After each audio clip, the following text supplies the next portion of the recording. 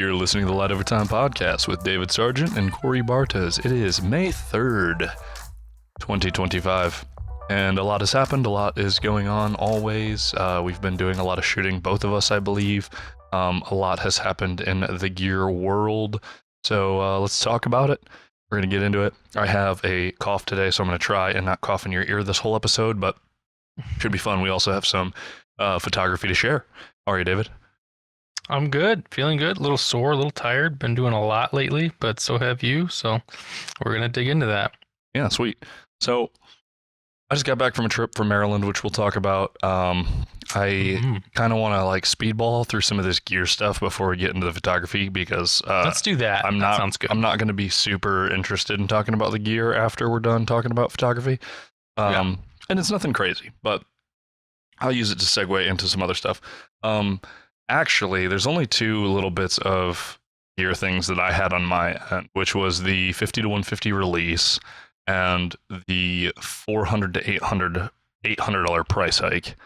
My TLDR, if you haven't seen it, which I would be really remiss if you hadn't seen anybody talk about the 50 to 150, it's an almost $4,000, no OSS, no teleconverter capable 95 millimeter filter thread, bat ass, really cool lens.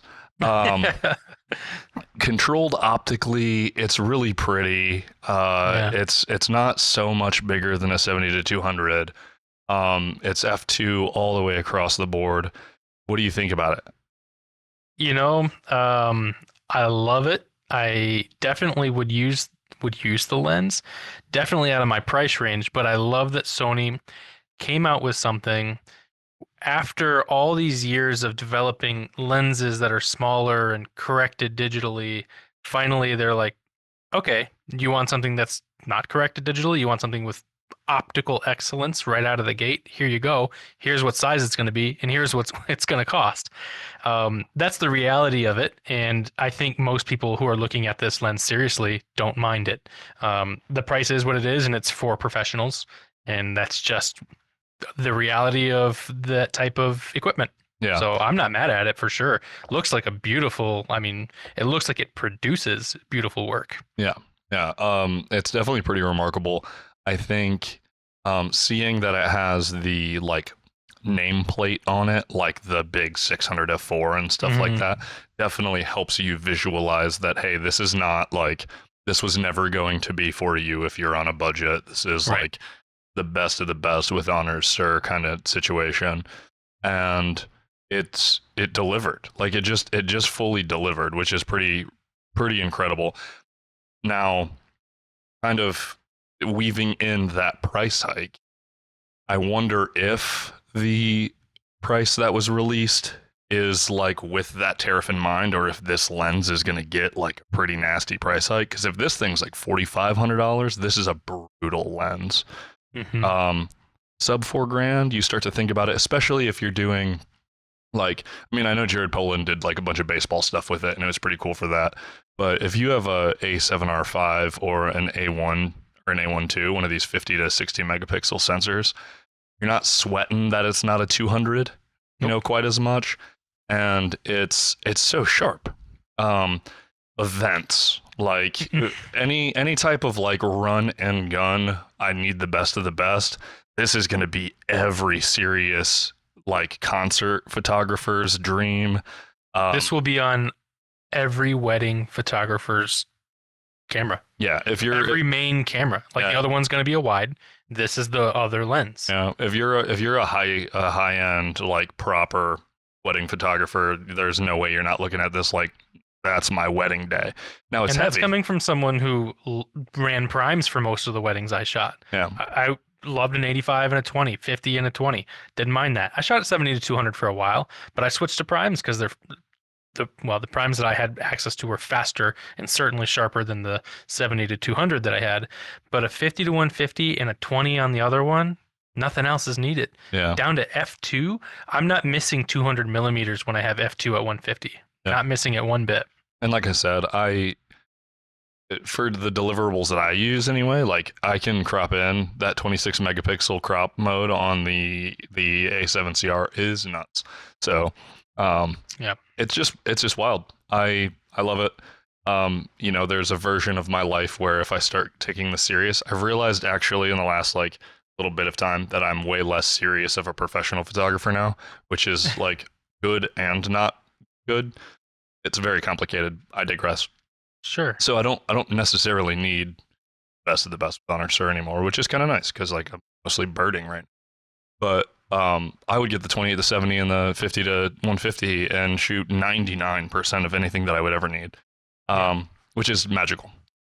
The 400 to 800 getting that price hike is really brutal. It puts it way out of the price range for what it is. That F9 is going to be really brutal, or F8, whatever it is. Yeah. There's one online that some dude is selling local. I'm kind of considering, like I have my little emergency fund type thing, and it's pre-tariff money, like basically brand new, and I'm considering getting it because I was already considering getting it. So when we are doing more like stationary tripod stuff, Elle and I could both have a really big lens. Yeah. He's mostly happy with her 100 to 400 and her A6700 though, so maybe I'll just save the money. But it was really tempting just to see it at like 2750 when this freaking lens is, only on Amazon right now for $3,500. Yeah. But I digress.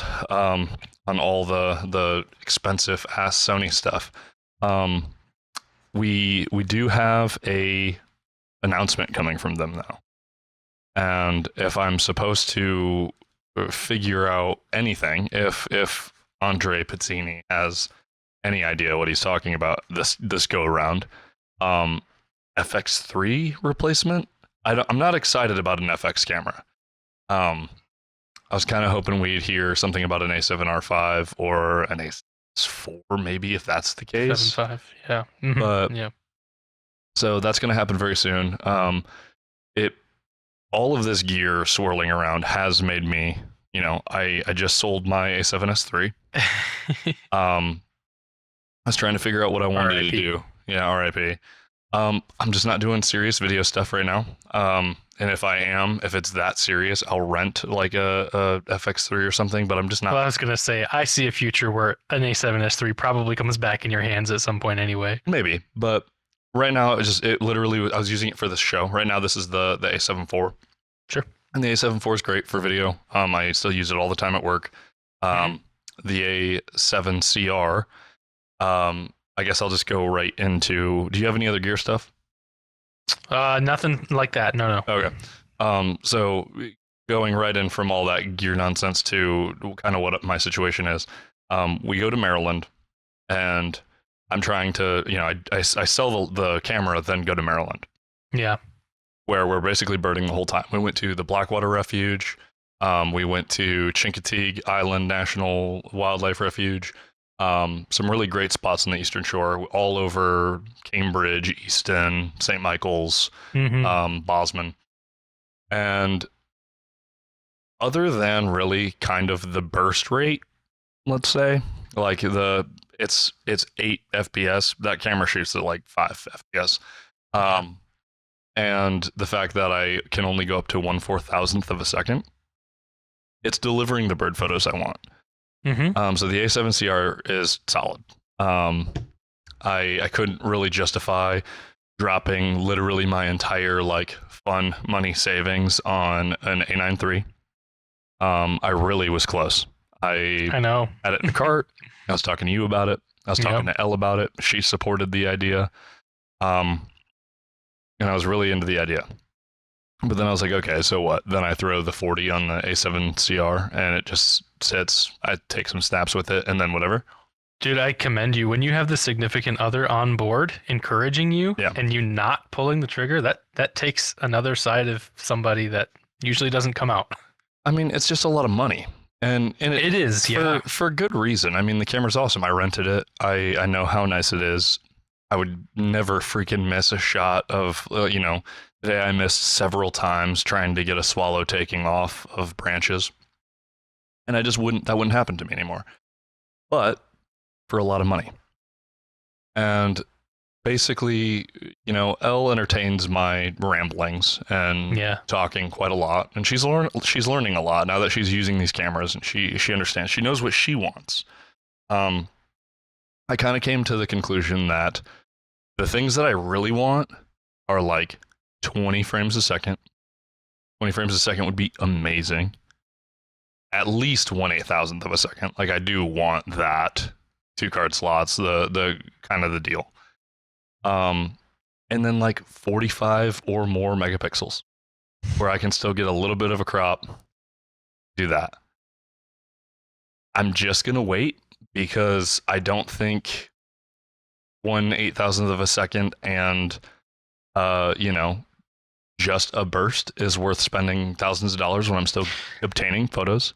Does that mean you think the A7 IV is coming in hot with some of those things? It's the wish list now. Yeah. The wish list is basically if the A7 V has slightly faster readout than the A7 IV. A7 IV is kind of a dog. It's not amazing. It's not bad. It's totally workable, but it's just like if it's faster, that'd be awesome. But 45 or more megapixels, or like 40 to 45, 42, I don't know what that would look like. 20 frames a second raw with autofocus and stuff, obviously, and then 4K 60 full frame, like without an APS-C crop. That's not asking that much. That's below. I got a camera for you. Right, and I could knock it out, but I'll be at $3,300 or whatever, and then not adapting my lenses and doing that stuff. Like the Nikon Z8 would be amazing for that, but not necessary. Just not necessary. I was looking again at maybe just like entertaining instead of spending $5,000. I was like, what if I just got an S5 II, which I liked from Lumix, and like picked up one of their longer lenses and just played with it to see if they're in the game. They'll probably have an S1 again somewhere or something that I'd like, and I love Lumix. I love the colors. I love Open Gate. I love 4.3. Like, it would have been great. But I basically spiraled through that. I spiraled through getting a Z6 III. I did the whole thing again, the whole gauntlet during this trip, and just realized it's not worth it. My 200 to 600 rules. I'm spending time shooting with L. We have an A6700 with a 100 to 400 and a 200 to 600 on an A7CR. So if I can intervene, maybe because this is a good spot to do so. In Discord, you had mentioned that you found some settings to better fine-tune your autofocus experience for you and L, and it sounds like maybe that didn't come to fruition the way you'd had hoped. So the update on that. That's basically where all of this leads to. Okay. The final thing that was bugging us and why we were so interested in like checking out and flirting with a Z8 and seeing if it's like worth it to switch was he's like not keeping the freaking box on the bird. And like, I was having issues with DMF where like I'm using DMF, but I would manually focus and then I'd go to shoot the picture and it would still just suck right onto a branch or something. I was getting wildly frustrated, and I was playing with a bunch of settings, blah, blah, blah. Well, in the subject detection settings, which is not on the A7 IV, but on the A6700, the A7CR, the A7R5, etc., all of the newer ones with the AI chip. You can go, when you're selecting bird and animal, or bird and animal, or vehicle or whatever, if you click right, there are a handful of settings. And I don't know, I probably didn't bring camera up here, which is annoying, but there's like persistence, and there's like stickiness, and then there's just a couple of things that you really had to play with. And it took a little while, but I think I finally have it where it's reacting how it's supposed to. If I find a bird, if I like loosely DMF and I get a bird, more often than not now, it is detecting it even. Hey, more often than not is a win. Which is like, you were lamenting that you're like, dude, I don't understand why the bird is filling my frame. Like, was it your Sigma 150 to 600 doing that? No, because we were having the same experience, right? And I'm running a native lens. He also has a Sigma, obviously, but we were just like, dude, what the bird detect what? What are you talking about? Mm-hmm. We just had to play, and I can get those numbers if you want. I'll put them below, or we'll make a write up or something. But I'm definitely going to make a YouTube short about all of those settings. So Oh just yeah, like please do. just pay attention to the channel because I'll have that up in the next couple of days. But between that and then another setting which I had heard of, but I never saw the point until I found the point, which is the memory recall hold, the memory recall hold function. So you have 3, and you can set any of your custom buttons to a hold, like momentary button. So while you're holding it down, it changes your settings. And you can choose everything, basically. You can choose Oh, so when you let go, the settings return to what they were? to what your actual camera is set to. Yeah, wow. So it's just temporary. Okay. So let me explain the first thing that I did. The first thing I understood was this was the only way that L running a Sigma lens, and not the higher end sport lens, but a contemporary Sigma with a A6700 was the only way I could get her DMF, which is to go actually into, instead of being in AFC, you have to go to the DMF direct manual focus, like focus setting. And so I was like, okay, so I can make it like she doesn't back button focus. So I can set it to her AF on button in the back. Cool. And then when I do that, you can set it to a different, you can set exposure compensation differently. You can set your autofocus zone differently. You can set it all differently. Mm-hmm. So what I had it do was, say she has a single point and she's trying to get these little birds or whatever, and then like an eagle flies over. I have it set to wide and then DMF. And then DMF, it has the focus manual assist that punches in. Yep. So she can just do wide, which is good. You can hit it and click. Or, if she's using the single point, she keeps getting sticks and stuff. And the same thing, it'll just go straight to wide. So it'll maybe detect, but if it doesn't, you can just DMF, get focus. And while you're holding it down, your autofocus on your shutter isn't going to work. So you're holding that down and you're manually focused. You're right where you need to be. You can just click and you can get the shot right where you're manually focused. That sounds really great. That alone solved both of our issues. Sitting there struggling with like tiny warblers and stuff now that they're all back. And it's been a dream.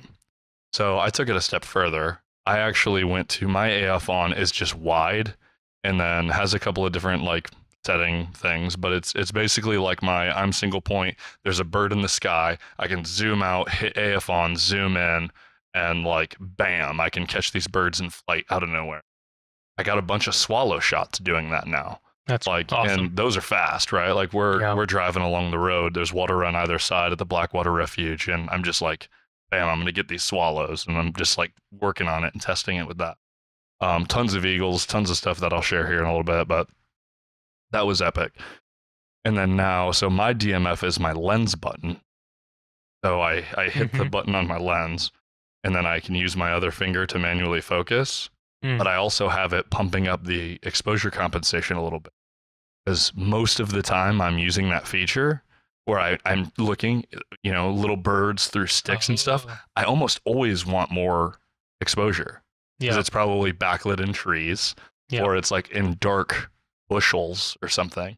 So I'm right there with you, yeah. So I have it pumping up 0.7 exposure comp while DMF. So I can just do that, punch in, get it, and then keep shooting. And I'm already used to it. That's cool. Absolutely changed my life. So I'm doing a lot more between manual focus and autofocus and just getting a whole lot more keepers. Yeah. Making the tool work for me, like way, way better. So that's been great. And again, another reason why like I'm starting to feel like the A7CR, which obviously is a $3,000 camera, is perfectly adequate for what I'm doing. Yeah. And that's pretty great. So yeah. If you're struggling with your camera, do a deep dive, especially if it's somewhat newer and you haven't really dove into some of its functionality. Watch. In my instance, I watched a handful of videos of bird photographers talking about their kit. and some of these ideas popped into my head when they were talking about some stuff. It was actually a 5-year-old video of a guy just running through some of the options you could use, and I was like, wait, what if I did it? Like, what if I used that for this? Mm-hmm. Bam, and it just unlocked. Basically, made our entire camera system feel like a new camera system. So that's amazing. Yeah, wow. Yeah, it's been good. But yeah. Well, I'm happy for you. Fantastic. Yeah. So before we get into the photo share about that, run me through what you've been up to. What's new in shooting? What's new? Dude, spring migration, man. I am just balls to the wall in the morning before work. Now I found that my lake, I only live a block from, has consistently like 3 different duck species, which has been really fun. And I have a local kingfisher, so he's very fun. He's on my side of the lake sometimes, and then he'll pop over to the other side of the lake. And I have spots in 4 corners of the lake that I can like walk. It's not a huge lake, so I can walk all the way around or just drive to the other side before work or something. So I've been consistently going in the mornings just before work for like 15 minutes or so, getting some ringneck duck. Buffleheads have been very consistent, and they're so much fun to watch, dude, back and forth, because they like to play like that. Like skipping across the water and stuff. And then the hooded mergansers. Beautiful hooded ducks. mergansers, that is my favorite duck, the hoodies. And I have the spot that's closest to me and most convenient also happens to be a great little hide spot, because I have found that the hoodies kind of circle the lake, and then they'll come around this peninsula, and I'm kind of tucked in a little bit. So they'll come around the point not knowing I'm there. And so I've been able to get some really close shots of hooded merganser that I've never been able to get before. So that's been awesome. Warblers, of course, coming in. I've got 3 different species as of today, 3 different warbler species so far, which is great. Just a ton, man. I mean, so much is coming back. We've got buds on the trees. It's been raining, and I've been having a lot of fun shooting in rain, so we'll get into it. But you had your snow a lot later than we did, so we've had the budding for a little while, but we definitely are getting the birds. What warbs are you seeing so far? So far I've logged yellow rumped, of course. I have I got a pine warbler today and palm warbler today and a couple of days ago. Nice. Yeah, we were obviously in Maryland, and it was kind of ramping up, so we saw like a yellow rumped and stuff. But today we went out just for a little bit because L works 5 to 5 right now. Brutal. But we got the palm, we got a Nashville warbler, we got a yellow warbler. We have a couple. Baltimore Orioles back. You see any black and whites yet? I haven't seen a black and white yet, but we just saw. I haven't either. I just saw them in Mexico though, so I did already log mine for this year. Okay. But they're usually early, kind of like yellows and the yellow rumped, and I haven't seen one yet. It's kind of strange. I don't think I saw one last year, so. Oh yeah, it was new to me. I think it was a lifer when I saw it in Mexico. Okay. There's another one that I thought we got today, but I was a myrtle warbler, obviously. I haven't got that one. And then a magnolia, I think. So love those. Yeah, so like, dang, that's great. Yes. Yeah, it's super epic. Saw a ruddy duck, which was cool because that was a lifer for me today. Ooh. And then very cool. And then some Coopers and some other stuff. But it was cool to see the Baltimore Oriole back, and yeah, we're getting the warbs. So you're right behind us. They're coming. Yeah, we're almost. Yeah, magnolias are probably my favorite of those. Blackburnians are really fun. Yeah. So I'm ready, dude. End of the month, heading out to Detour. I got the PTO, so I'll be taking that long weekend. I can't wait. Cool. What weekend is that? So Memorial Day happens to be like a Monday this year. Yeah. So it's the weekend after Memorial Day. Oh, so the last weekend in the month? It's like the 29th, 30, 31. Okay. So L's in Florida. Like So I might look if I can't get anything swinging at work, because I was going to try and get some guys out to do like a content weekend or something. If that doesn't pan out, I might just swing up for a night or something and hang out. Cool. Yeah, it'd be fun. That'd be great. That'd be a hell of a drive for you for one night, but it'll be fun. Well, I mean, like a night and a day and a night, probably. Yeah. 2 nights and a full day. Yeah, it's my best year there for warblers. I think was about 12 or 13 different warblers in a weekend. So yeah, it's a good spot. Pretty epic. And that'll be good for it too at the end of the month. Because, dude, did I tell you that Tawas State Point is closed this year? What do you mean They're closed? closed. They're renovating the parking lot. They're doing a bunch of stuff, and nobody can go Oh in. my God. So That's I have crazy. no idea where we're gonna go. I'm gonna check out Harson's Island if we can one weekend. Dude, that's like the mecca. So Yeah, wow. so What I would do is hop on eBird a bunch and just see where the new hotspots are going to be, because everybody who would have gone to Tawas is going to have to find a new place. right. So you're going to see some bunches of hotspots around. Harson's Island is usually pretty promising for a lot of birds. And Yeah. then my mom lives on the east side, so I'll just probably like park over there one weekend. I have to go over there for Mother's Day next weekend, so I'll start scoping some stuff out. But dude, that's so brutal. That's That was like my, that set me off the ledge last year. I got like 65 lifers in one day. That is the Mecca. I need to make that trip too. Yeah, it's not gonna happen this year, unfortunately, and it's gonna be the construction's like going through July, Yeah. so it's close. Well, maybe fall migration. Maybe, yeah. That's a quick one though, so you got to be lucky. Yeah. But yeah, so that's awesome.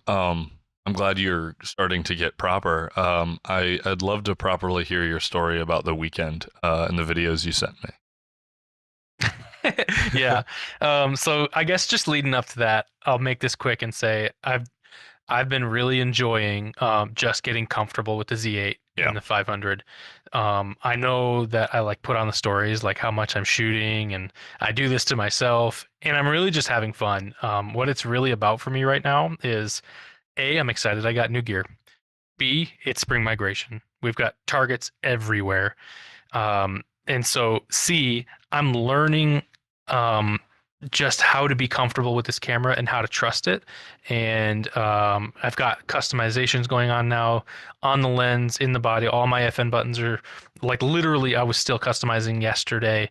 So I'm still getting comfortable with that. But 15,000-ish shots in the last 2 weeks as the start of spring migration. So leading up to what was it, Thursday afternoon? Well, let me interject real quick because I wanted to ask you if you had any takeaways recently, like big takeaways from playing around with the settings and stuff like that. Yeah, I mean, so I think what it seems to be like is where you're really digging in to fine tune what you need to get the hit rate you're really after. I think the Z8 kind of comes out of the box a little bit more tuned to be as accurate and give me the hit rate that I'm looking for. And so what I'm kind of customizing is some comfort stuff, except for like on the lens. So I was talking about using what's that called, the memory recall for focus position, Yeah. which I think you had talked about a little bit before, and then I some time lapse, and then I thought about it and I was like, oh, I could probably do this. And so I was trying to figure it out on the body, and I learned you can't do that on the body unless it's a Z lens. Mine's the F mount lens, but on the lens itself, it has it. So I got a little lucky there. And so I customized that. So if I'm far out looking like at a bald eagle, hundreds of yards away or whatever, I can quickly hit the button on the lens to recall back to the minimum focus distance, which is about 9.5 feet. So if I'm walking on a trail or something and I happen to look in the sky, focus way out, but then like a warbler lands right in front of me, I can quickly come back in without having to freak out the autofocus. Yeah, it's not sitting there like, what do you want from me?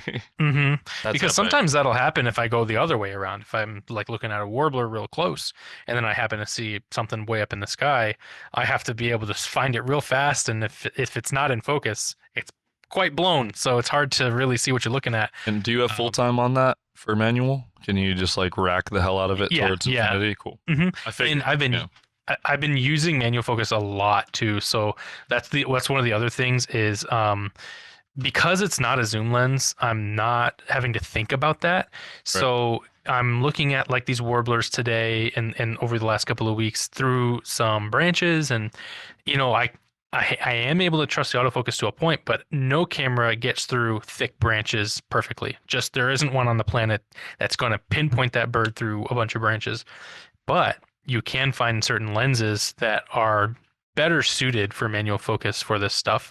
And the throw on my 500 is really quite short in that I can go when I'm in back and forth just enough. Like autofocus will get me 99% of the way there, and just a little touch of, manual focus for a half second, front, back, a little bit, and I'm there. So that's been really nice.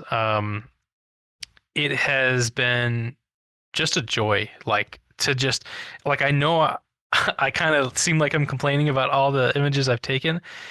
I think had the A7 IV been as successful at getting me in focus pictures like the Z8 is, I would have taken just as much, I think, with the excitement of spring migration and things like that. Sure. And so it's not like I'm just going crazy over here. It's just that if things are working the way they should have worked in the first place, right? But I recognize that I'm putting a lot of work on myself. Like every night I'm editing, and you're like, you better have those shots ready, bud. And I'm like, I'm going. Dude, I'm behind. I still have, I think, a day or two from Mexico. I have at least one whole day from Maryland. I'm still trying to catch up on. I did have another question though related to that. So yeah, shoot. You do your wedding work and a bunch of your other work on primes. How is it going from like the 150 to 500, and is your comfortability with a prime lens translated to that focal? I mean, that's an extreme focal length. Yeah. But I mean, that's a pretty big shift. It's two-sided. I really have been loving it because I'm able to get 500 with a reduced weight and size. Sure. So for like the hours long walks and stuff, it's been wonderful. Yeah. You're making me want the Sigma, seeing your photos. Like the Sigma 5.6 would be sick. Well, yeah, I thought about that too. After I bought the PF, I don't even think I knew that Sigma had released a 500 5.6, or if I did, I forgot real fast. We did, but it wasn't even. It was, you're like, I have a 150 to 600. Dude, why do I need nobody talks about it. I don't know. Like, I don't see people who own it. Like, I just don't see that thing in the wild. Yeah. But it's double-sided. I really miss the versatility of like this weird stuff I used to do close up. But when I've talked about using the Sigma between the 150 and 190 millimeter mark, you can start to close focus at such a short distance. Yeah. It becomes near macro and really fun to use. So I miss that, but it's just that's essentially two lenses at that point, Yeah. And so if I'm going out for wildlife with the Sigma, my mind would be in two places. I'm looking at flowers and looking at bugs and bumblebees and things. But then if I wasn't looking at those things, I would be more focused on the birds that could be around me. And so as a singular thing, the 500 millimeter has been a joy. I do miss the versatility, but they're two lenses. They're two different lenses for different purposes, really, because of what that extra feature does for the Sigma 150 to 600. So it has not been difficult. I do think about, that switch and miss it a little bit. And I probably will miss it more as the flowers start blooming and the bees start coming along. But it's just a different thing. I'm sure at some point I'll pick up a lens that works nicely for that. Now have to start carrying a bag and have your ZF with the 28 to 105 on it. And if you're low on birds, be the thing too. Yeah, switch to it, right? Like it's same. Yeah. But no, it has not been an issue. The Z8's been awesome. It's funny, battery life is okay, but I shoot like 3,000 photos, which kills a battery, but that just goes a lot faster because I was doing it at 20 frames a second for a while. I'm already back down to 10 frames a second because I realize what I'm doing to myself. Yeah. Because just more is in focus. It's just in focus so much more of the time that I don't need 20. It's not spray and pray, right? It really isn't. Yeah. The only reason I want more frames, I'm getting most of my shots in focus now, but I guess if I even had 10, maybe I should take the A7 IV out and just try to get some good like strings. But my issue is like Elle got an Osprey hunting diving. I want 24 for sure. I got one shot, a really sick dive shot, and then he's already out of the water with a bird. And I was like, dude, this is supposed to be 8 FPS. 8 frames a second should be pretty fast. My A7 CR is not doing it. So like I guess I feel you for sure. But if you're getting like a true 10, especially if you're still at 45 megapixels, sure, then you're crushing. Get it. Yeah, and it's doing just fine. Yeah. When I was sitting down, and I'll go into detail in a minute about this with those Phoebes though. 10 was even just fine. They're not super fast birds. They're agile and they go from spot to spot pretty quickly. But I got plenty of shots in just like 40 minutes of that Phoebe hitting the water and chasing the bug, grabbing the bug, and then like exiting the frame with the bug. So like 1, 2, 3 in 10 frames a second or so with that bird. That's just enough. Now, had I switched to 20, yeah, I could have got the in-betweeners, and that would have been just as fine. Yeah, well, you make your frame 5% better, and you're like, I like that Right. one a little bit more. Yeah, I get that. But I walked out of that 45-minute session with 1,600 photos. Right. So it's like, I can't complain. Would have been 3,200 photos. I edited 57 of them. Like those, that I had 57 keepers. So like, I'm doing just fine. So it's just like for me right now, just overall big picture, it's been great. It's not been a difficult transition. And it's teaching me about myself a little bit more about the way that I'm approaching wildlife photography and that I need to slow down. I really, really need to slow down. I need to be more thoughtful. I'm like excited about spring migration, excited about new gear and like capabilities and speed and stuff. And I'm just like, okay, I have it. Like I don't need to go crazy over it. I have it and I can control it now. So I need to reel it back. I don't even need 10 frames a second for like warblers and stuff for the most part, but it's more or less like now it's about find the spot that I want to shoot in. The birds are around. And if it comes in frame, awesome. And if it doesn't, that's too bad.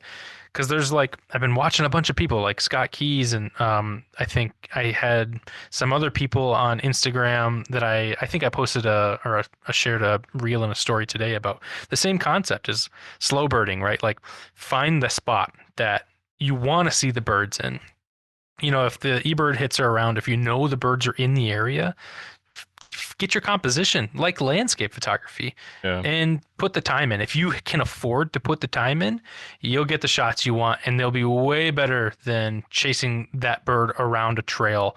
Because that's difficult. You're going to spend a lot of time getting shots you like less. So it's like a huge trade-off. If you have the time, sit down. And if you want to hear about it, I'm ready to tell that story of me getting all dirty because that's part of this. Yeah. I just wanted to jump into you posted that Scott Keys video about the sweet spot, and I think I've already been kind of deterred from my amount of images, and dude, I'm doing like 400 to 600 session. Like I'm shooting so little already, and it's too much for me.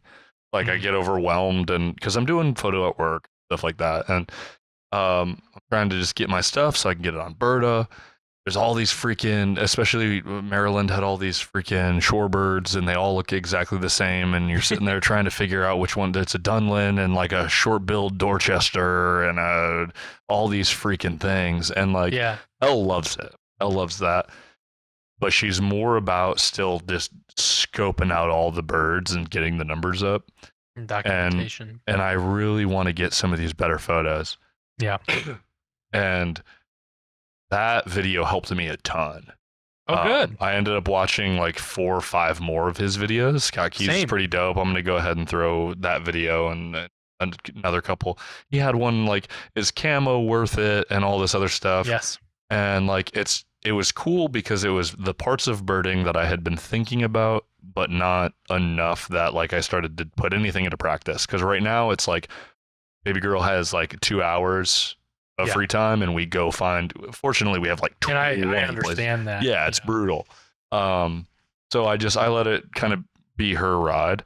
I need to start spending maybe like once or twice a month just doing it slow with me with my tripod and going out. I think I'd benefit from that. I'll try to do that when she's working on the weekends soon, but especially with all these birds out. But the difference when, like today, we're looking at all these yellow warblers, and dude, they're like robins at this spot.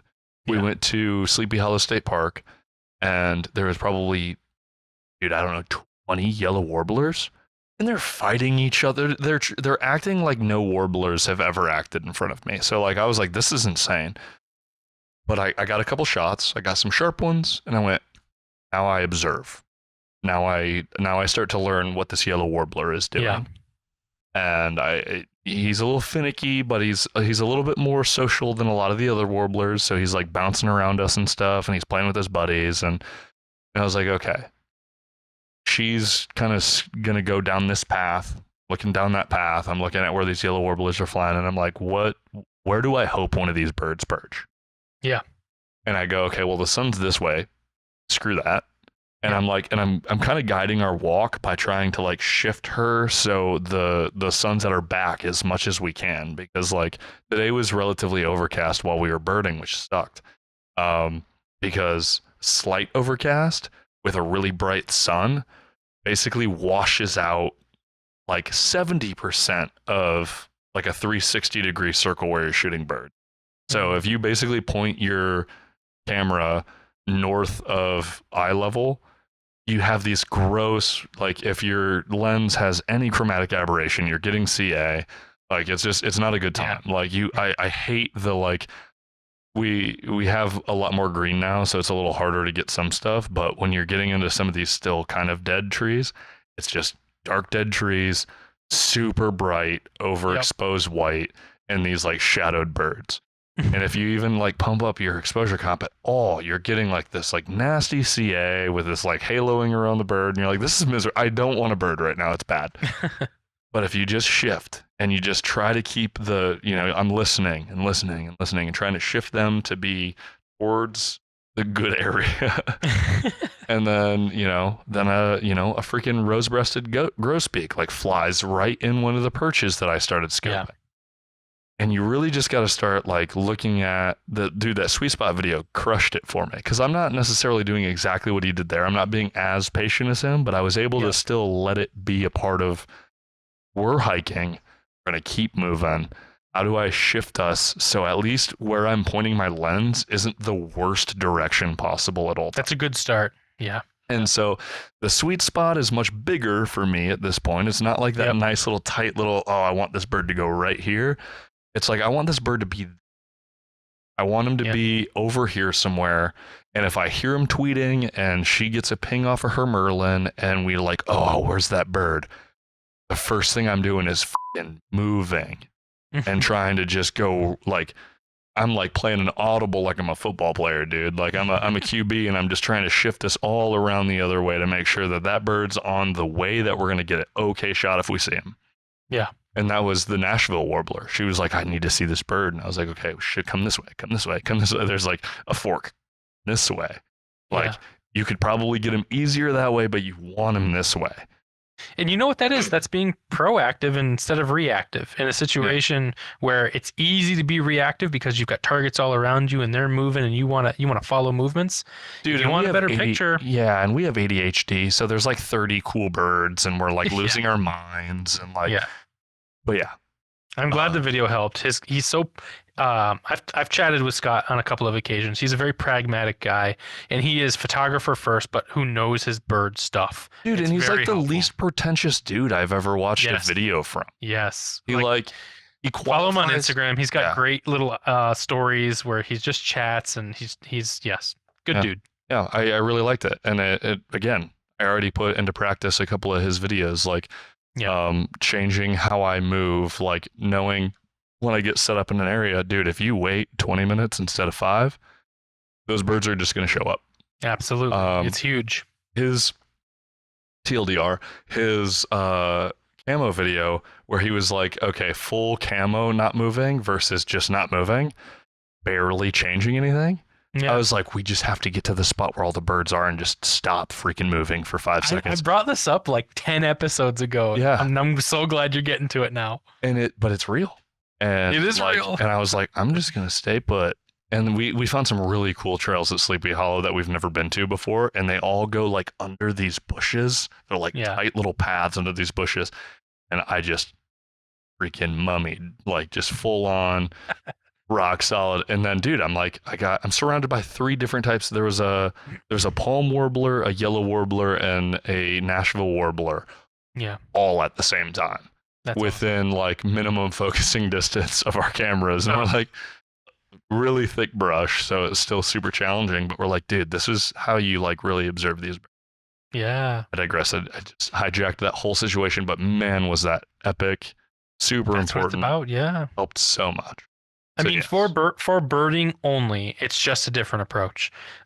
Because as a birder, if you're just trying to get those numbers up, you can do it by hiking and just continuing to move. for But sure. if you want those birds to be closer to you and you want to observe behavior and like how they engage with other birds and stuff, sitting still is going to do it for you. Yeah. Super epic. Yeah. Now, moving on into your story. Yeah. Okay. So after this like 2 weeks of just blasting through images, getting all kinds of like the waterfowl and stuff, and I took a trip down to East Jordan, Charlevoix. Instagram people know that. I got sandhill cranes and brown thrasher and lots of stuff on the river. Man, was it good to be back on the river. But I bet. it's so good, dude. That place is just spoils you, absolutely spoils you. But I'm just learning my area even better. And now it's rainy. It finally all the ice has melted off of my yard literally like 3 days ago. It snowed yesterday still. That's crazy. But I know 3 days ago, 3 or 4 days ago, the ice finally melted off my yard so we can start gardening again. But it's been rainy, super rainy, which I love rain. It's just spring rain, can't get enough of it. And if I see rain, and I'm not doing anything, I have the itch to grab the camera. Yeah. Because I talked about this in Discord. I love shooting in the rain. I love shooting in crappy weather because nobody else is really wanting to do it. So you're going to get images that are a little different. It adds atmosphere, it adds a little energy and depth and mood, and that's what the rain does. So we talked through some of this, but I guess the yellow-rumped warbler picture I have in there was in the rain, and you can see some of that, the raindrops on the branches. I'll start from the beginning of this little after work hike, right? So I get off work and Lake Angeline, you've heard me say probably 100 times now, my Instagram people, that's my spot. When the snow is gone, the trail is great. I took you guys there. This spot was not too far from where we saw the ruby crowned kinglet when we were on that trail, so just a little farther down than that. And there's that little pond that is like to the right on that trail when you're going out, and I was able to get close to that. And when I was in there, I was on the ground and it was sprinkling, so I found a spot I could kind of like tuck in and get on the ground, and I sat there for 15-20 minutes because I saw two eastern phoebes going back and forth across the pond catching bugs. And we've only had bugs for a couple of days, so I was like, okay, cool. And I know what they're doing. They are feasting. That's funny. They are feasting. We haven't had a 60-degree day yet, so bugs, that's a rarity right now.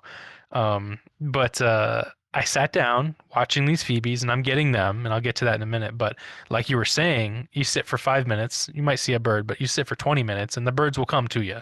And this yellow-rumped warbler was bouncing all around my head, just like branch here, branch to the right. And then I didn't include it in these folders, but I'll share some later in the Discord of this specific yellow rumped was all over these mossy rocks, and it was beautiful. I got him right over the pond water, which I've never captured a warbler over a body of water, like in the frame, which I thought was really neat. Oh. And so he was just happy to be around me. Wasn't bothered. I wasn't really wearing camo. I had my rain top on, so it was like I'm sure they knew I was there, but they didn't care too much. But anyway, so I get in this precarious spot. It's starting to get a little bit wet, and I'm shooting these two eastern phoebes, and I got so many shots of these birds because kind of like kingfisher, you know what they're after, you know where they're looking for their food. The pond is very small, so their like range of where they're looking is not huge. I'm not looking like 100 yards this way and 100 yards this way. I'm really looking like 10 degrees left, 10 degrees right, and it's only between like 10 and 30 feet of depth that I really have to focus in on, right? Yeah. And I just sat there literally for 45, 50 minutes or so watching these two eastern phoebes in this small pond go back and forth, and I started taking note of, oh, they're landing on this branch, they're landing on this branch, this log, and this log, like 4 or 5 spots only. And after that time, like 30 minutes or so went by, I was like, I'm really able to kind of anticipate from like where they are, where over the pond they're probably going to go, and then where they're going to land because I'm like starting to really get familiar with their like little pathways. And I like I said, I edited 57 off of that session, and probably only like 10 or 12 of them were the warbler. So like Eastern Phoebes galore. Yeah. So the other two shots, 9 and 10 in that folder, 9 being over the water, I was shooting through some branches. Even though that looks like light rays and it's kind of funky if you thought of it that way, those are branches that are just diagonal that are out of focus in the foreground. It's nice. I think so. That's why I kept it. I thought, man, this looks kind of like little light rays filtering through the woods. But again, he's just sitting on top of the water, and you can see the raindrops hitting the pond and the greenery, which is really nice for us right now. So it was just that's part of the atmosphere of what I was dealing with. And then number 10 was one of like maybe 3 or 4 images where I got a nice still shot of this Phoebe like touching the water with his beak. That's cool. A couple of the other ones clearly had the bug in its mouth. So it was like a crapshoot. Whichever one, like I just picked one because they're all kind of nice. Sure. But I got so many that I was just so excited. Like I didn't want to leave that spot. But anyway, I'm sitting there for 45, 50 minutes as the rain's coming down. And when I'm done, everything around me is much wetter than when I started. And so I was on a bit of an incline and I severely underestimated the incline steepness because I go to get up, and the first thing I do is fall straight forward. Knees, elbows, and the lens hood dig straight into red clay. And I just bought these nice green, like these pants. I had my favorite pants, man. I don't know why. I had rain pants in the car. And I was like, it's just a little bit of rain. I'll be fine. And then I see all this, unfold in front of me. I didn't go back for the rain pants. I should have. Amateur hour. Dude, I ruined them. I hand washed them. I put them through the wash 3 times. They are stained, man. That sucks. Ruined my because it was clay. It was red clay. It's got that, iron in. Yeah. So they're done for. Somebody was telling me like about this stuff that I could use. Kurt, thank you, Kurt. I'll look into the stuff you were talking about. If that doesn't work, just dye them. Dye them. I have given so much new life to clothes that were stained by just dyeing them a darker color, and it's sweet. And then they wear cool. Like dye them black or something if like nothing else works. But if you like how they fit and stuff, dude, I can never find clothes that I love how they fit. So when I do, I'll keep them alive for like, close to 10 years. It was a perfect fit. Good, thick, feeling good, strong fabric. I'm like, these are my. Anyway, I will try to dye them if that doesn't work. But anyway, I fall forward, right? Like knees just totally caked in clay, elbows. Like I ripped my Frog Tog rain top, which I didn't pay a bunch for the set, but I've had them for almost a decade now. It's a $30 set. But I ripped those elbows, both my gloves covered in clay, and you saw the picture of the video, the lens hood, the camera, dude. I had clay on my hands, so I was like holding my camera, but the lens hood dug into the clay. Thankfully, nothing on the glass. So I get up and I was like, oh crap. It literally took me like 5 to 10 minutes trying to like grab tree branches to just get up like this like 4-foot incline. Oh wow. It was nothing, but the clay was extremely slick. And so I slip again on my ass. Oh man. 2 times, man. So my whole ass is clay red now. My knees, everything, dude. So the first thing I do is I get home. The first thing he does is send me videos, and I did. He literally is like walking with his like camera, and it's just pointed straight in the sky. I was like, "Is that just filling it with water? Like his lens hood straight in the air?" He's like, "Nah, don't worry about it, dude. It's fine." I was like, "All right." That's nothing compared to what I just went through. Yeah, he was over it. So yes, I tried to wash my stuff as soon as I got home. But then the next thing I did was, take off the lens hood, rinse that off, give it a good wipe down, Q-tips on the outside of the lens. It's still not perfect, but it's clean now. And you know what? This comes back to, I have never been doubtful of a Nikon body that I've ever, like a full frame, especially like a pro higher level Nikon body, just has always felt so rugged, Oh yeah, and like I've never had a doubt. that's their shtick. That was their and dude, thing. every camera I've ever bought, I basically break it in by shooting in a freaking storm of some kind. Yeah. So I don't worry about it. I just shoot in this stuff. It's never been an issue for me. There's a reason why Nikon was synonymous with outdoors wildlife photography for 40 years. Like Yeah. I remember when I got the A7 IV and I posted a story or something of me shooting in the rain, because of course that's what I did when I got that. And somebody noticed that I didn't have the hot shoe cover on. Yeah. And so someone was like, "Oh, better be careful because you might get like an error message or something, and you might bug out your camera." I'm like, well, "What are you talking about?" Because that's not something I've ever had to worry about with Nikons. So it was just kind of funny. Camera's fine, lens is fine, just got a little dirty. Pants are not fine right now, but I got the images for it, dude. I got the best images I got of my year so far. So I'll share more through maybe like the galleries, page on the Discord or something. But Yeah.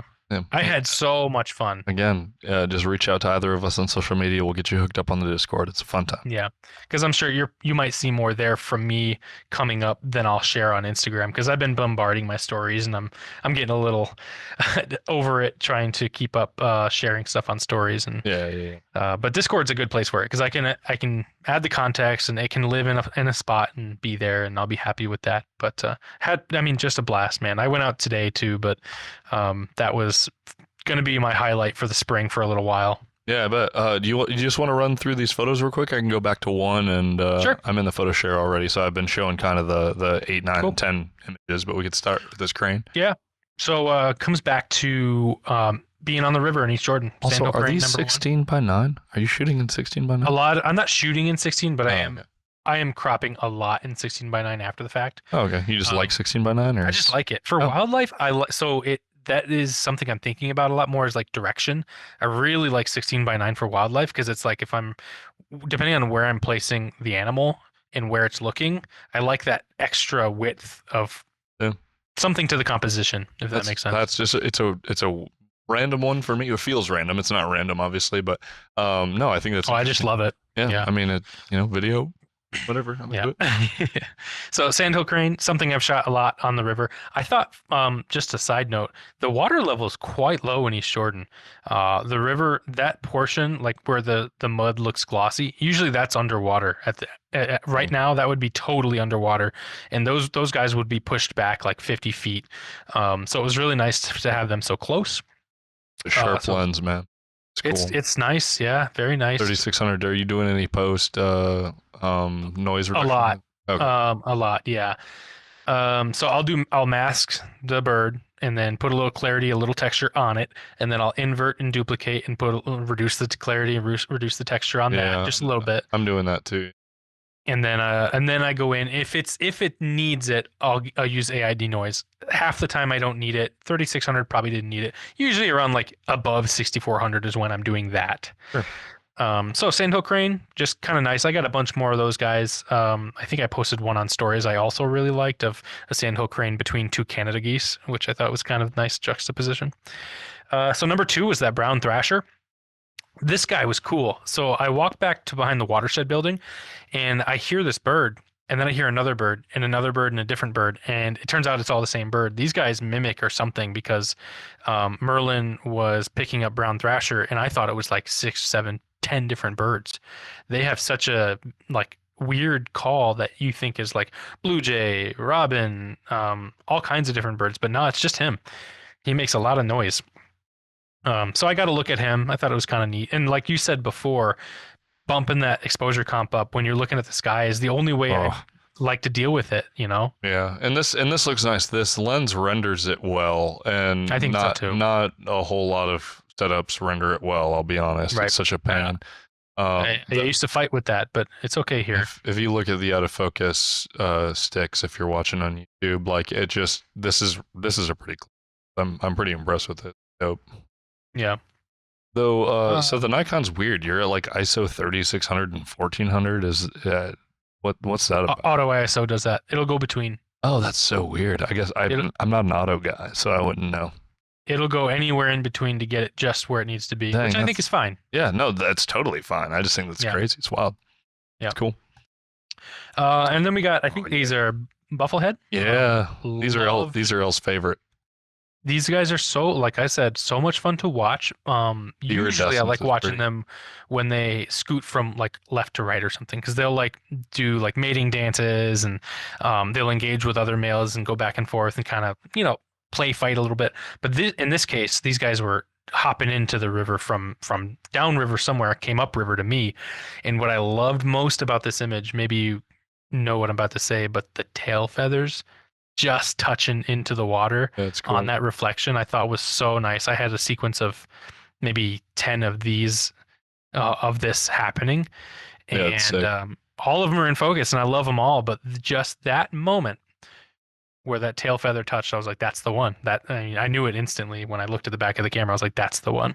It's So that nice. was nice. If you're looking at this, you might think that this is a little bit of chromatic aberration, but it's not. You're actually catching the iridescence of the bufflehead's head, which is Yeah, really cool. This is a cool shot.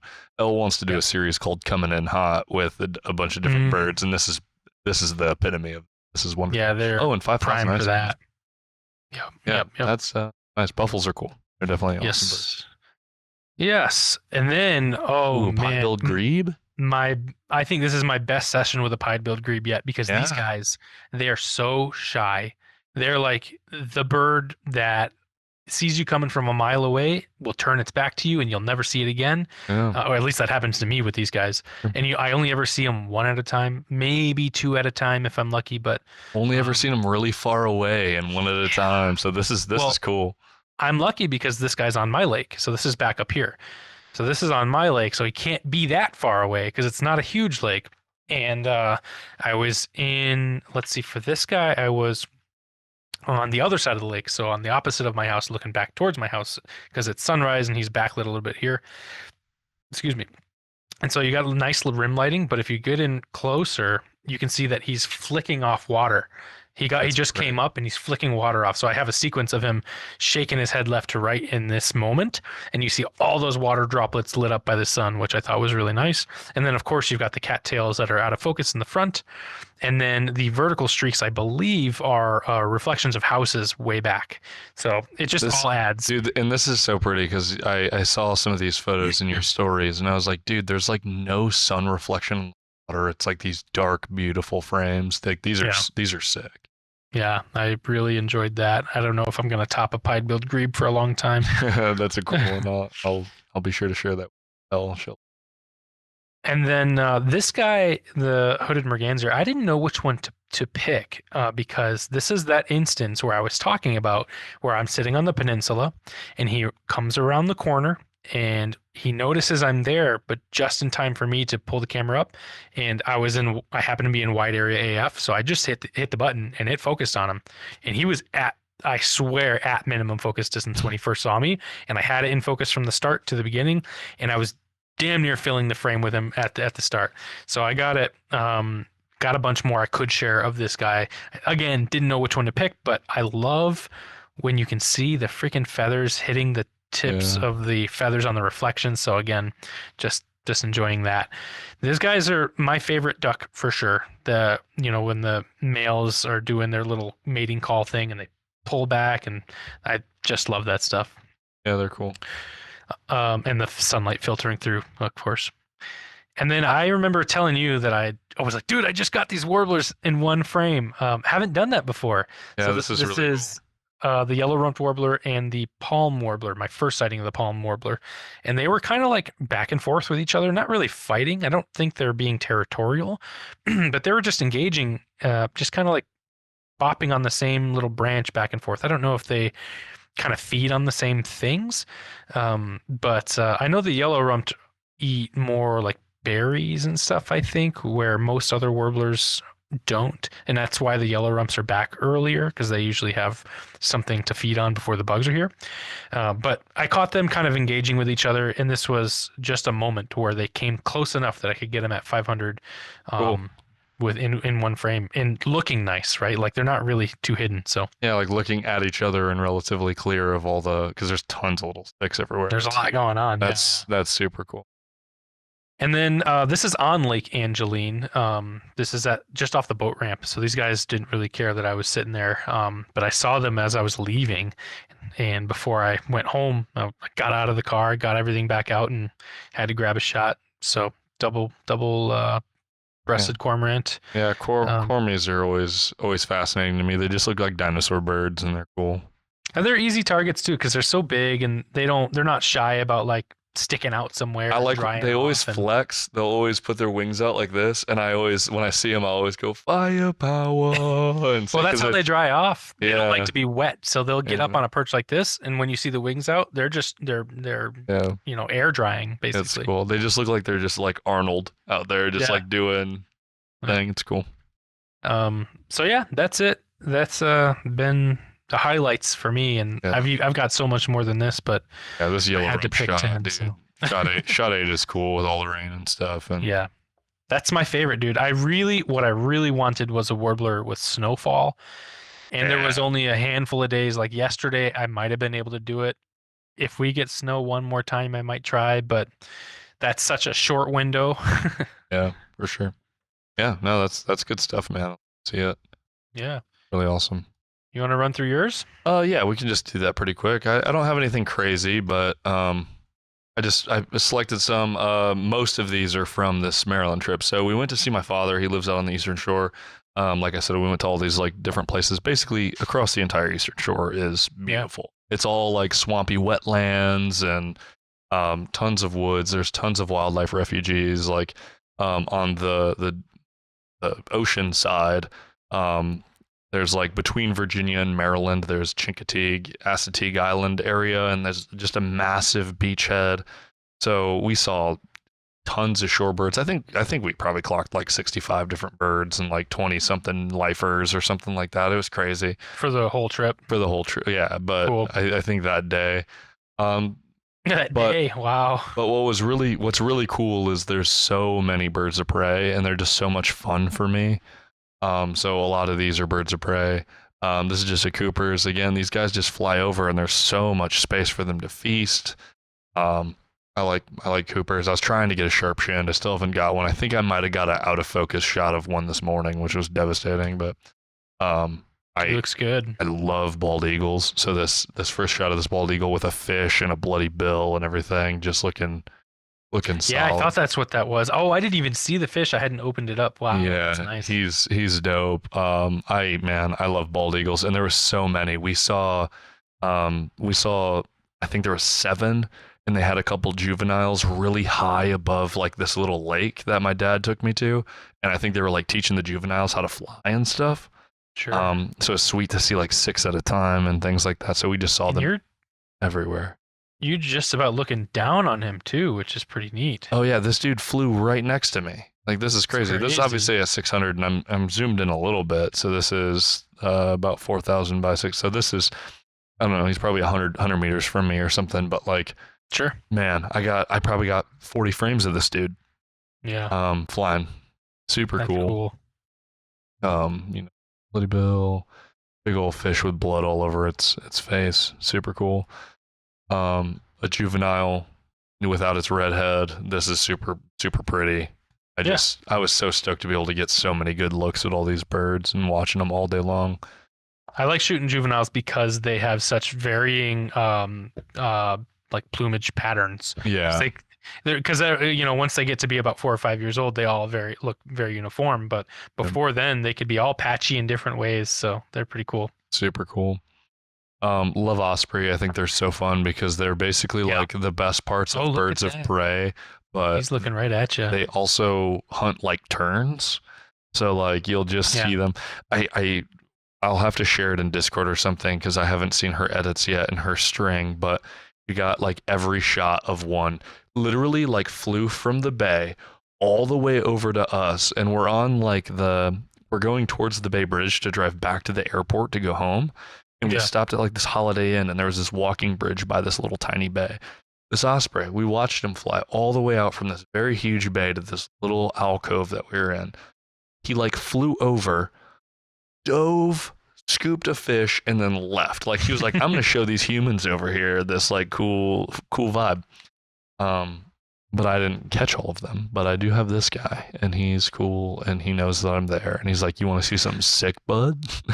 And what's cool about osprey is they're relentless like terns too. So if Yeah, they don't get that fish on that try, they'll come back and they will try again and again. yeah. Whereas bald eagles, they got a little too much ego, and if they miss, they're all they're They're like, off. They're fine, done. dude, I'm gonna go to the next county. Yeah, Yeah, they're yeah, you get one good look at them hunt, and then they're gone. yeah. But these guys will keep going.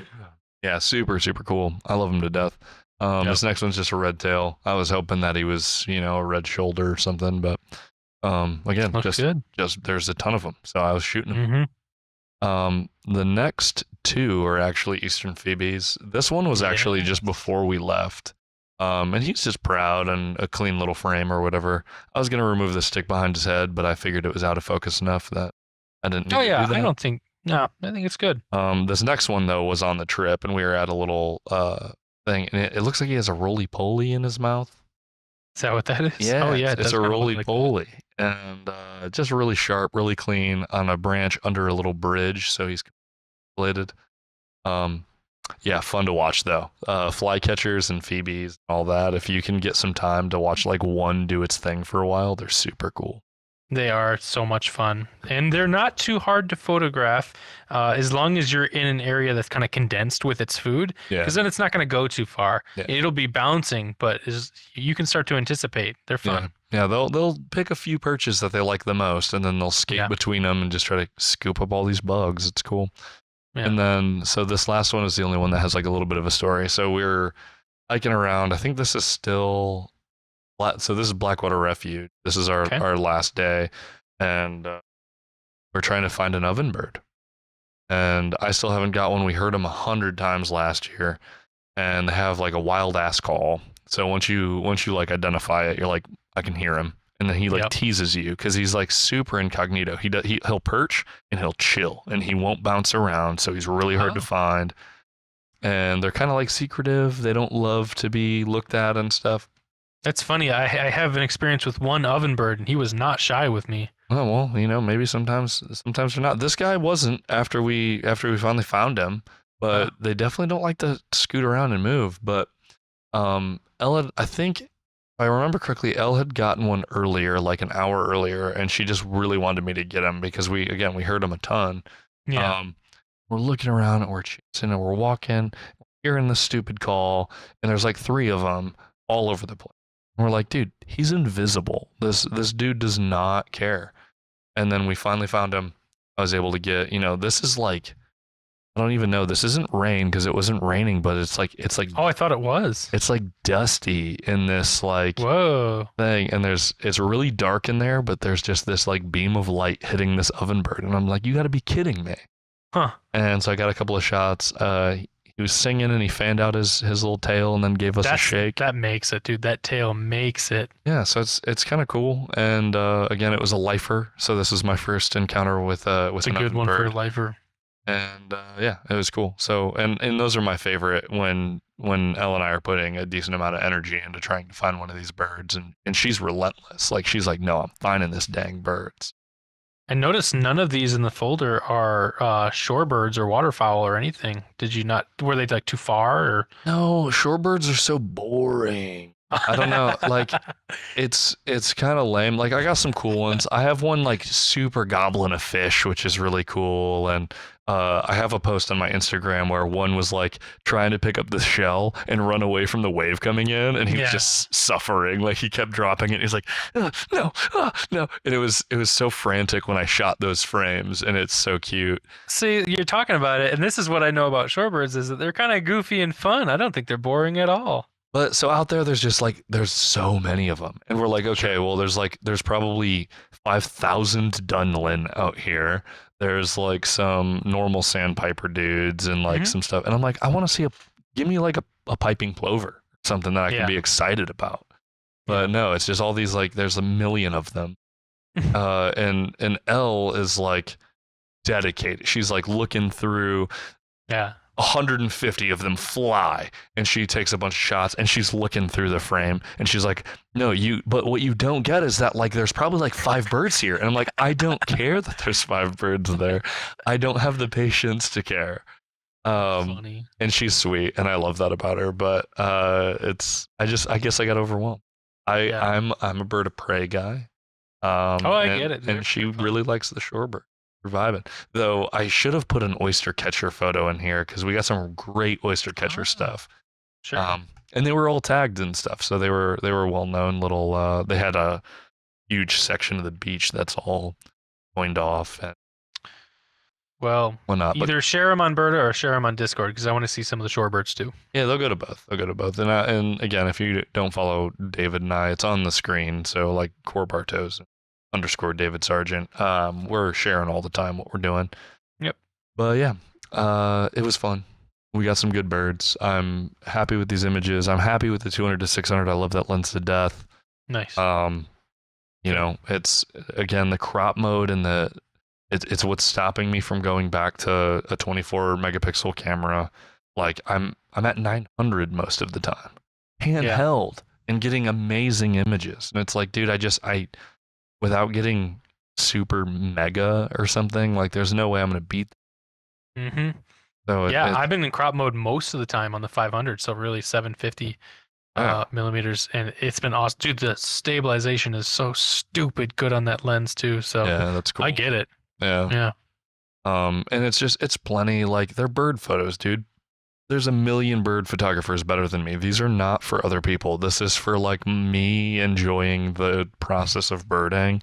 And someone asked me that today, going out with the Laughing Whitefish Falls Bird Alliance. Most of them are birders with binoculars, and so somebody was like, "So what do you do with your photos?" And I'm like, "Enjoy them, I guess. I share them with people, and I do it because I like it. I post them, and like when you do get cool captures, like when like the roly poly in this dude's mouth is sick. Like that's neat. If I can get I have so many photos of really cool birds, like a scarlet tanager and all these like rare birds, where it's just like, and they're just posed. Yeah. And it's like super normal. It looks like it's like in a Bird ID magazine. Yeah. But once you can get like the kind of quirky weirdness and you can show some of like the attitude that some of the birds have, or it's just fun, man. And like it's reframed. Birding for me has reframed what like my literal living is. Like what I'm doing, because when we relax, we go bird. And me and my partner walk around the woods and we just find cool ass birds. And in all those moments, we're living our best life. So yeah, my younger brother makes fun of me a little bit because the meme is like you hit a certain age and all of a sudden you start to be a birder. Once I started posting my birds last year, that everybody was like, "Oh wow, dude, you're 32 now, so you're just birding." Yeah. And I was like, yeah, because I'm an old ass man now. Yes. Because I'm not going out partying. I go to bed at 9:30 p.m. and wake up at 6 to go bird. Like, and it'll happen to you too, kid. Yeah, exactly. Yeah, we're just curmudgeon-y old dudes. I'm not old. I understand that 32 is young, but it's fun. I'm not a kid anymore. Nah. Anyway, my voice is getting hoarse. We're just hitting migration, so this is not the last bird episode. The birding won't last forever. If you want to hear us talk about other stuff, it will happen. But for the next probably couple of episodes, we're big birding. So all of May is huge up here. So I will be focused. Yep. And like I said, I'm gonna throw up in our Discord a bunch of our photos soon, and I'll try to get Elle in there and start talking and get her involved and sharing some of her images, and then I'll be sharing a lot of my stuff on Instagram as well. Again, once we start seeing all these warblers, if you're on Berta, me and David are on Berta. Like if you're that kind of dork, you can at least see like where we're logged. I think I have 102 species for the year. Is that it? I recently thought I looked at Elle's as well, and Elle has so many more. So much more logged than you do. That's because she has way more from Mexico logged. Yeah. Like, because we got like 86 birds in Mexico, dude. Like, and I probably have 40 of them logged. Well, now I don't feel so bad because I think I'm at like 70 or something for the year. So 70 is good. Yeah, right. I'm not going anywhere. Yeah, seriously. I'm at 102. I have 2 days of Mexico and 1 day of, well, I guess 1.5 days of Maryland, because we'll see if I get through my shorebird, figure out what I had. But I think I reckon I'm probably north of 125. My goal for the year is 200. I'd like to see 200 different birds. Yeah. My highlight so far, though, is still the colored forest falcon. What's your favorite from the year? My favorite from the year, I think it really has to be right now. Oh man, it's either that pied-billed grebe or that hooded merganser in this set. Cool. But I'm sure once we get through the warbler season, it's probably going to be one of those. Yeah, that's fair. And it just takes one of these warblers to do something cool in front of your camera for it to be your favorite photo of the year. So yeah, I do. I will be remembering back on that pied-billed grebe fondly because every other session I've ever had with him, they just don't like their photo taken. yeah. So he's like enjoying himself in that moment, and I've never caught that before. Yeah, it's cool. Like I said, all of mine are so far away, just enough that you can kind of tell it's bill and its coloration. You're like, that's a pied. Yeah. But yeah, cool birds. I love the waterfowl. The winter was crazy for me. I can't believe like I've lived here that long and we banged out like 45 different birds before February ended. Heck yeah. And I was like, oh my gosh, we got like 26 waterfowl. Because all the water freezes up here, just short of Lake Superior, everything freezes, so they all move out. Yeah. I will be searching for the horned grebe because that's one that we do get up here that I'm excited about. That's kind of like high up on my list, so I'll actually be actively looking for that guy. But otherwise, yeah, it'll be just be warblers for the next little bit as they migrate through. Because otherwise, when the warblers are gone after like mid to late June, most everything else will still be here. So hitting that hard. Yeah. Go ahead. I was gonna say, yeah. I mean, I was stoked to already see rose-breasted grosbeak. I got a good look at him today. In Maryland, I saw a blue grosbeak for the first time in really interesting. Blue. I didn't know about a blue. Yeah, blue grosbeak's beautiful. I have one in normal plumage and one in this like weird like transitional plumage where he's kind of like he looks sparrowy, but it's like vibrant blue and black. It's super cool. Wow. Yeah. So there's a ton. We got so many birds out there. Summer tanager. Which we had in Mexico as well, but we also had like the ant something tanager. Dude, there's so many cool birds. Yeah. And some of them come through for like 3 days. So yeah, hopefully we can get some of them cool ones. Because like I said, scarlet tanager, I want a good look at again this summer. Yeah, I haven't seen one yet. I haven't seen any tanager at all. Dang. The coolest one is still the western tanager. I think he's the prettiest. There's some buntings I still want to see. I'd love to see a male painted bunting. Big fan of indigo buntings. They're really dope. Got some amazing shots of them last year, and then I got some in Mexico as well. But nice. Yeah. Cool. What were you gonna say though? Oh, just a little local note. If you're in Marquette area, May 9th is Second Story Studio, the reception for the exhibit for our photo club. So awesome. The Secret Society of the Finch photographers, such as myself and many others, have put pieces on the walls of Second Story Studio. And so Kurt and Taryn, owners of Second Story Studio, are inviting the public to a reception. Starts at 6 on May 9th. So that's a Friday. I think that's next Friday. So hopefully you're hearing this before then. But May 9th, 6 p.m. Reception for that. So you get to see a bunch of our work. It's just a diverse set of images, prints framed on the wall, and come enjoy some art. It'll be nice. Yeah, that's epic. Super cool. Yeah. All right. I don't have anything else for you guys. Go ahead and follow us on Instagram. It's shown on the screen and in the links below. Go check out Scott Keys if you're into birding and you want like some more perspective. There's a bunch of other guys, and we'll start sharing a lot more of the people that we watch. But if you are on YouTube, hit that like button, subscribe, leave a comment. What are you looking at? Are you looking at birds? Do you not care about birds at all? Because if you don't care about birds, I'm sorry for you, but the next couple episodes are going to bore you a little bit. But leave a comment, subscribe. What do you Tell us what you got going on? We have a ton of insight outside of what we're just actively looking at, and I'd love to chat about that. Yes. I'd like to bring back photo shares. We'll probably start one in the next episode. Cool. And then we'll get to that, because now I got kind of this new way of doing the episodes a little dialed in, and I think we have some people who will supply now. Yeah, I think we're doing good. And again, dude, like the Discord is dope. It's a little quiet right now. We're all really busy. We have lives, but we're gonna keep it chill. We're gonna keep it friendly. We're gonna stay away from automation and AI. It is just human driven, talking about our stuff, being people. The rules are basically don't be a dickhead, and we're just trying to, get along and not be unsocial. So that's it. That's all I got for you. Thanks for listening, guys. We love to have you. Catch you in the next one.